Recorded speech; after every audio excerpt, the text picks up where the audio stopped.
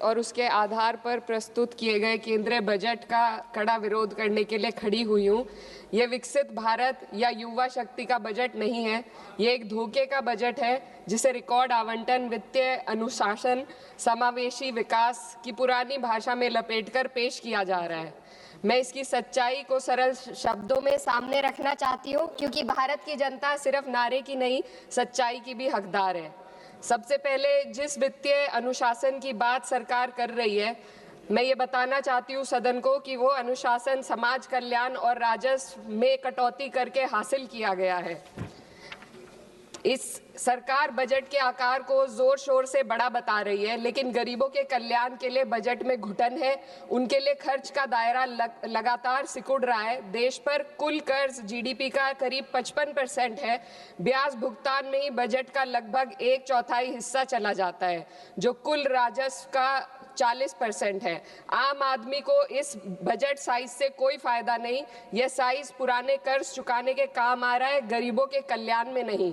अध्यक्ष महोदय, सरकार ने 2019 में कॉर्पोरेट टैक्स में उद्योगपतियों को छूट दी थी और कहा था कि 30% टैक्स घटाने से निवेश और रोजगार बढ़ेगा।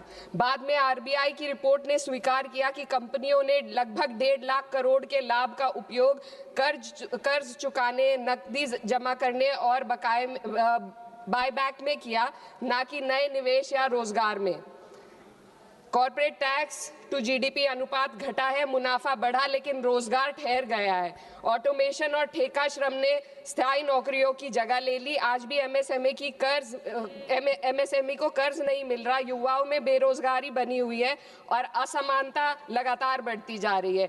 शीर्ष 1% ने विकास का बड़ा हिस्सा अपने पास रख लिया, जबकि बाकी जनता ने अप्रत्यक्ष करों और कटे हुए कल्याण के माध्यम से इसकी कीमत चुकाई है। ये विधेयक उसी कॉर्पोरेट प्रथम नीति को जारी रखता है। ये सुधार नहीं, बल्कि बड़े उद्योगों के सामने आत्मसमर्पण है। पहले भी सरकार एक गलती फिर से दोहराने जा रही है। सरकार उद्योगों को सीएसआर में छूट दे रही है। सीएसआर फंड से जनता के लिए जरूरी विकास कार्य किए जाते हैं। सरकार ने पहले भी कॉर्पोरेट टैक्स में जो छूट देकर निवेश और रोजगार बढ़ाने का वादा किया था, लेकिन इस छूट का फायदा सिर्फ उद्योगपतियों ने कर्ज चुकाने में किया, ना कि देश के अंदर रोजगार या विकास में हुआ। अब सीएसआर में ढील देकर सरकार ठीक वही गलती दोहरा रही है।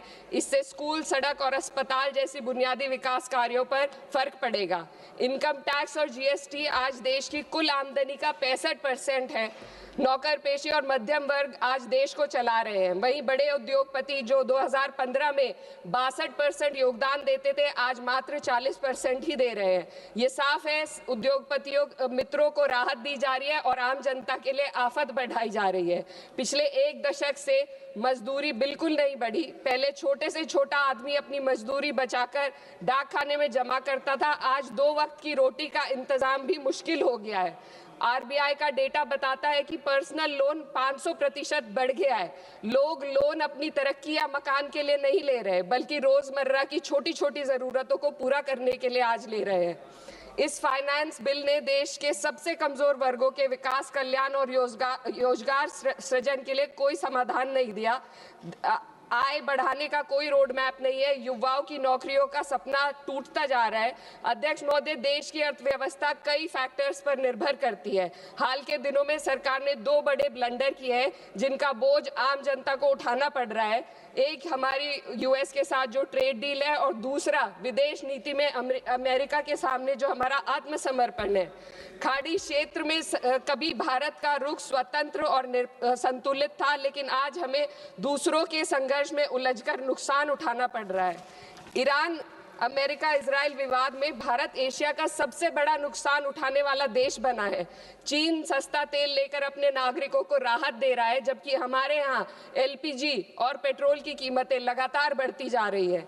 ईरान जैसे पुराने मित्र के कठिन समय में हम खुलकर समर्थन नहीं कर सके और आज गैस आपूर्ति के लिए बार बार अनुरोध करना पड़ रहा है। विदेश नीति साहस और स्पष्टता से चलती है। इसको ईरान के शहीद supreme leader Ayatollah Ali Khamenei ji ने अपनी शहादत से साबित किया। 36 साल की उम्र के लीडर ने कभी 56 इंच की छाती का दावा नहीं किया, बल्कि जब जरूरत पड़ी तो अमेरिका के सामने झुकने की बजाय उन्होंने शहादत को गले लगाना पसंद किया। लचर विदेश नीति ने देश को महंगाई और आपूर्ति के संकट की दहलीज पर लाकर खड़ा कर दिया है। सरकार कहती है भंडार पर्याप्त है, तो कीमतें क्यों लगातार बढ़ती जा रही है? अमेरिका के साथ जो हाल है वह व्यापार समझौता भी यही बताता है। आज भारत अमेरिका के साथ $40 बिलियन का ट्रेड सरप्लस रखता है, लेकिन इस समझौते के बाद हमें हर साल $100 बिलियन का आयात करना पड़ेगा। इससे सरप्लस घाटे में बदल जाएगा। इस ट्रेड डील ने देश के किसानों को अमेरिका के अमीर किसानों के हाथों बेच दिया है। अगर ट्रेड डील करनी ही थी तो पहले देश के किसानों को अमेरिकी किसानों की तरह भारी सब्सिडी देते, उन्हें तैयार करते और फिर ट्रेड डील करते।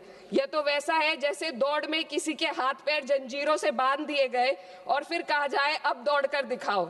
हमारे किसानों के हाथ पैर महंगी यूरिया, महंगी बिजली और महंगे कृषि यंत्रों से बंधे हुए हैं।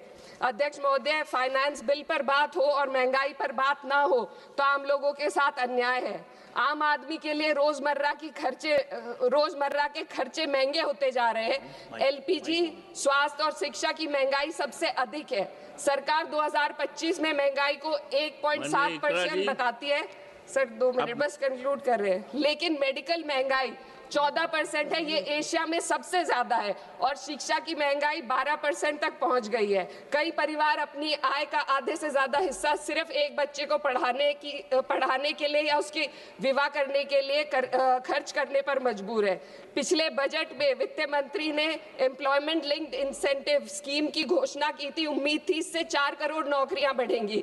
2 लाख करोड़ का बजट भी दिया गया, लेकिन ये योजना एक भी युवा को नौकरी देने में असफल रही।